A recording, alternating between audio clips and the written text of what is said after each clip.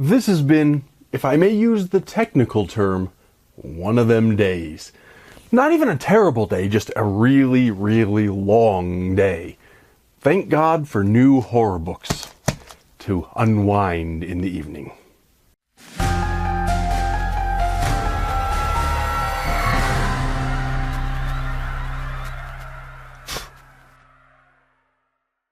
Well, indeed, I have just received this wonderful parcel from the Nightworms people. Nightworms is, of course, the horror book subscription service that every month sends us one of these wonderful parcels in which are some wonderful new horror novels. I tend to like the stuff that I get out of there, and I like to make these videos opening these packages up and showing y'all whatever I have received in these mystery bundles. It was, in fact, particularly timely today because, as I mentioned at the beginning, it has been a day. Not even a terrible day, just a really long day. A lot of stuff going on. I was in home repair hell earlier, which is why you can probably tell, depending on how the lighting plays on camera, that I'm quite miserably sunburned. I've also been stung by a wasp. I'm generally exhausted. And then, to top it all off, I found an abandoned kitten that fell down one of my window wells, and it turns out that finding an after-hours animal shelter or a place to take this kitten, because I can't take it in, I am deathly allergic to cats. I was able to tend to it for a little while, but I couldn't take it in, so I tried to find a place, and turns out in my town, if it's at all, even slightly after normal business hours, it is a singular pain in the tuchus to find a place to take this poor animal. I did find a place, it's been taken care of and it's cared for, but I'm exhausted, and so of course this was timely because now I need something wonderful to read to unwind from such a long day. While I open this up, if you're new to this channel, welcome. This is one of the things that I do on this channel. This is not the only thing I do on this channel, but we do like to open these up and talk about whatever wonderful horror novels we've received. I do also do horror movie reviews. I review these books. I won't have read these ones yet, but I review other books on this channel. I talk about generally spooky things, so make sure you subscribe and ring the bell and stick around for all of that. I see there is a loose book and the usual black package. I'm going to set this to the side for now. But leave me a comment, like, share, subscribe, ring the bell, do all those things. That really helps out. I will also put purchase links for these books down in the What's It in case you're not a subscriber to the Nightworms service, and if you happen to be interested in whatever books come out of there, purchase links right down there for you. Convenient for you and helps support my work as well, all of which is very much appreciated, but I am tired and you don't want to hear me prattle on about such things anyway, so let's go ahead and get right to opening this up and seeing whatever's inside. The first one is this book that was not bound in the black parcel. And I do know something about this book. This is When the Wolf Comes Home by Nat Cassidy. I have read one of this author's other books. This is the author of Mary and of Nestlings. I have read Mary. I have not yet read Nestlings. Apparently, this author is also a old friend of a friend, somebody that I know knew this author back in the day, and I have been hearing some good things about this book in particular, so I am aware of it, even though I have not read it yet and hadn't yet bought a copy. But as is our way, I'll read the description on the back and we'll see what we're in for. It says, Nat Cassidy returns with When the Wolf Comes Home, an unabashed, adrenaline-fueled pop horror thriller where the darkest fears can become reality. One night, Jess, a struggling actress, finds a 5-year-old runaway hiding in the bushes outside her apartment. After a violent, bloody encounter with the boy's father, she and the boy find themselves running for their lives. As they attempt to evade the boy's increasingly desperate father, horrifying incidents of butchery follow them. At first, Jess thinks she understands what they're up against, but she's about to learn that there's more to these surreal and grisly events than she ever could have imagined. and that when the wolf finally comes home, no one will be spared. And in fact, no one will be spared is the tagline on the front of the book as well. Now, I'm not sure exactly what to expect from this. With the word wolf in the title and a wolf on the cover art, one might assume, this being a horror novel of course, that this is a werewolf story. And it might be, but I'm not sure, because the description doesn't say so. It just mentions this boy's father, it mentions violent incidents. It does not specify whether this is purely human horror or whether there's anything supernatural afoot. I'm intrigued by it either way. I did enjoy Mary, the author's other novel, and I've been meaning to read Nestlings, I just haven't got around to it yet. So I do know that this is a good author, and I can tell you from the description that it sounds like something I would enjoy, but that's about all I know, so I am really looking forward to diving into this one. I've been hearing some good things, so hopefully those rumors are true. Hopefully this is as good as its reputation. Either way, I'm excited to start reading and to find out. And then we have how these usually come, this black package, this black Nightworms labeled package. That is in fact all that's left in there. This is also sealed up, so I have to open this one up. This will have at least one more book, and there's always some other goodies. Frequently signed book plates, frequently bookmarks, some stickers, some sort of a beverage, frequently a coffee or a tea or something of the sort. So there's more stuff to come. And now that that's open, we can put this away, and yes, here is this little goodie pouch that has the non-book stuff. And the other book to come out is one called The Sundowner's Dance. This is by Todd Keisling, and this is not one that I'm familiar with. I have heard of the author. I'm familiar with his name, but I have not read his work yet. I should have done, because I've heard of his work, but just it's one of those things where people are writing and publishing books. Obviously, not all great, but even great books are being published faster than I can possibly read them. And I also like to read older stuff too, so I just don't get around to everything as fast as I would like. But I've been meaning to check out this author's work, so now is a good opportunity to do so. I know nothing about the specific book, The Sundowner's Dance, so let's see what the description on the flap here says. By the moon's eye, it says, Jerry Campbell just wants to be left alone. Can understand. Is true. Anyway, Jerry Campbell just wants to be left alone. Grief-stricken over the death of his wife, Abigail, the elderly widower and recent retiree is desperate for a change of scenery. When his realtor suggests a new home in Fairview Acres, a retirement community in the Poconos, Jerry figures it will be a nice place to spend the rest of his days in solitude. Until he moves in. Weird neighbors. Can relate to that too. Anyway, weird neighbors, nightly block parties, strange noises across his rooftop at all hours. Worst of all is Arthur Peterson, chairman of the Fairview Acres Community Association, who seems obsessed with coaxing Jerry into participating in these neighborhood activities. Don't get me started on HOAs. Carrying on, though, it says, at first, Jerry shrugs off the incidents and eccentricities, telling himself he doesn't want to be the guy who complains about everything. But all that changes one evening when Catherine Donnelly appears on his doorstep with an ominous warning. You need to leave, she says. The worms, they dance at nightfall. His neighbors all say Catherine suffers from a form of dementia called Sundowner's syndrome. But as the weeks progress and the strangeness mounts, Jerry begins to suspect there's something else going on in his neighborhood. Something that has to do with the huge stone in the community park.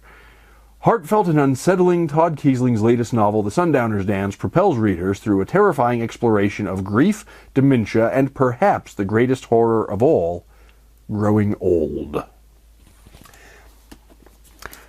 This sounds right up my alley on many different levels.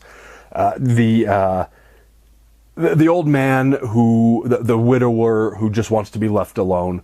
I may not be as old, I may not be retired and a widower, but I can relate to just wanting to be left alone. I like people. I have nothing against people. I'm a people person, but at home in particular, I just want to sit down and read my book. These days you sit at home and you turn on your social media, and all of the middle school drama just comes back out, and more I find myself wishing that I had retired to the backcountry and lived in a wigwam or something. But anyway, the solitude, the desire for solitude, I can relate to. So I have something in common with this character. The idea that one of the neighbors has a form of dementia is, I think, particularly fertile ground for a horror story. There's that movie, The Taking of Deborah Logan, that dealt with dementia in a horror setting from a certain type of perspective, for sure. And this sounds very different from that. But there have been a couple works like that have used dementia to reinforce the horror, or horror as metaphor for dementia. Sort of goes both ways. And I think those types of illnesses, Alzheimer's disease, dementias in general, lend themselves to the horror genre because those are such frightening things. Of all the diseases in the world, and I don't want any of them, of course, but dementia robs you not only of your health and ultimately of your life, but of your mind, of yourself. Something like cancer, you are still yourself. Suffering though you may be, and particularly some cancers are god-awful, but with something like dementia, you're still suffering perhaps as much as with something like a cancer, but you're also losing your mind. And that's, I think, one of the most frightening things especially for somebody like me who spends so much time in my own mind. The idea of losing my mind is unthinkable. So I like that element. I also like that there is apparently an evil homeowners association, but I'm being redundant, and having had some run-ins with homeowners associations in the past, that also lends itself well to the horror genre for similar and different reasons. It's one of those things that it is one of those evils, like dementia, that the horror genre can explore. Obviously, it's a very different kind of evil, but homeowners associations are terrifying things in their own right. And so the idea that this novel combines a character who sounds like my kind of people, combines the evils of the homeowners association and the evils of dementia, I really can't think of anything I'm not excited about in reading this book. I don't know whether it's good or not. Obviously, I haven't read it. I haven't, as I mentioned, read any of the author's works yet. But this seems like it's going to be a good place to start, and I'm really looking forward to diving into this one, too. But, of course, we also have our little monthly goodie pouch that has all those other things that I mentioned. And so if I open that up, there's some larger than usual items in here. We have something called, this is an advertising pamphlet for Fairview Acres, the retirement community mentioned in this book. I'm not going to read this whole pamphlet aloud on camera to you now. I'll read it later, and if it's particularly interesting, if it's something you really need to hear word for word, I will include that when I review this book, whenever I get around to that. But this is the sort of advertising pamphlet that you would pick up in a doctor's office or a community center to advertise this fictitious association. There is a QR code on the back of it, which my cell phone is busy being my video monitor, so I can't scan it right now, but maybe this takes you to either a fictitious website for this retirement community or maybe an ad page for the book or something like that. So I will also check that out when I'm done talking to y'all. There's some other stuff. We have the monthly bookmark. The theme for this month, the bookmark tells us, is sun and moon. So presumably the sun is the Sundowner's Dance, and the moon is When the Wolf Comes Home, which makes me lean a little toward the werewolf side of things. But it doesn't have to be a werewolf. Wolves in general tend to howl at the moon, do they not? But anyway, the theme is sun and moon for this May of 2025. And there is an artistic rendering of a sun and a moon on the backside. Next, we have the little pamphlet that tells us all the stuff that we're looking at anyway. Then there is the beverage. This is from the Riddles Tea Shop. That company has included several beverages in these Nightworms packages. This one is called The Eldritch Horror Beyond the Cupboard. And it says this is chocolate, Earl Grey, and caramel. So that's an interesting blend of flavors. I've never really thought of combining Earl Grey with chocolate and caramel, but now that they mention it, I do like all three of those things. So sounds like something I will enjoy brewing up one of these days. And there's still more. We have a sticker. This is a stylized artistic rendering of two wolves, a lighter one and a darker one, in a sort of yin-yang, sort of a yin-yang arrangement. Not quite, but sort of. That's what comes to my mind anyway. And then we have an autographed book plate whose signature I'm struggling a little bit to make out. But I see that this is from Nightfire, and When the Wolf Comes Home is published by Nightfire. And I do believe that is a letter N, so I believe this is Nat Cassidy's autograph. I will double check that before I affix it to the book, of course. And there's still more. We have another sticker, also with a sun and moon stylized drawing. And I think there's one more item. Yes, one more item, and it is in fact another autographed book plate. And in fact, I was right. This one explicitly says it belongs to The Sundowner's Dance by Todd Kiesling. So that one will go here, which means that both of these have become autographed copies, or at least book-plated copies. Maybe not personally autographed, but next best thing. And as a collector, I say this pretty much every time because there's always, or at least almost always, an autograph of at least one of the books. That is one of the things I like about these.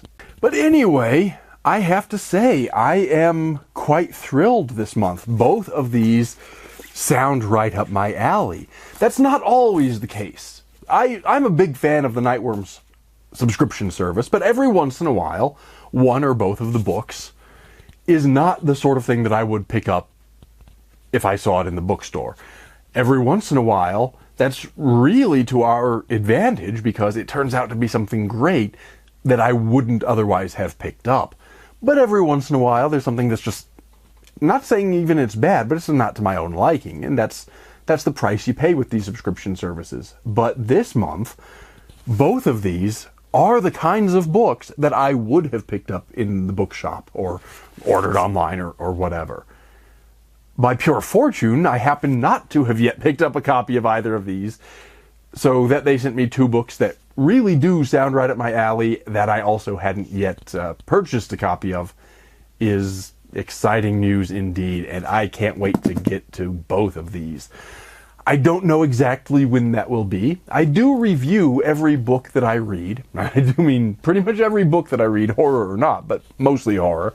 I do review them all on this channel, on a monthly review video.